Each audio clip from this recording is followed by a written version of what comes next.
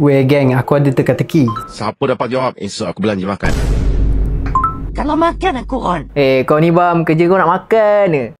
Bang, apa teka-teki kau nak bagi tadi? Ada 3 ekor kambing dekat kapal terbang. 1 kurus, 1 pendek, 1 gemuk. Lepas tu? Lepas tu tiba-tiba kapal terbang nak terhempas sebab tanpa belat. Apa yang kita patut buang? Buang kenangan-kenangan dengan X. Masalahnya sekarang ni, kau ada ex ke? Agak sikit. Aku tengok yang macam ni, tapi kan sekolah dulu aku banyak Weh, jawablah teka-teki aku. Mestilah kena buang kambing yang gemuk tu. Weh, janganlah. Kesianlah kambing gemuk tu. Betul. Tanya Arif, besok aku belanja kau makan. Mana Aci? Aku pun nak makan gak. Kau kasih lagi satu lagi. Okey. Ada satu harimau ni, dia lawan semua haiwan dia menang. Tapi satu hari, dia lawan dengan semut, tiba-tiba dia mati. Sebab apa? Sebab semut call meme dia. Salah. Mungkin harimau tu ada masalah jantung.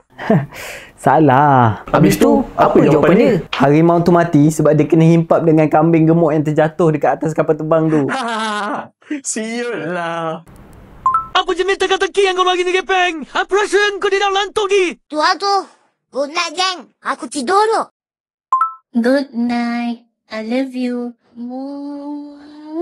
Okay lah geng. Good night. Aku sayang korang. Korang nak menang tak? RM500. Cara dia senang je. Korang download Buzz app. Lepas tu korang buat video wish good night dekat kawan-kawan dan lawak kan. Lepas tu post dekat social media. Jangan lupa hashtag night-night challenge and tag Buzz_Malaysia. Good night guys.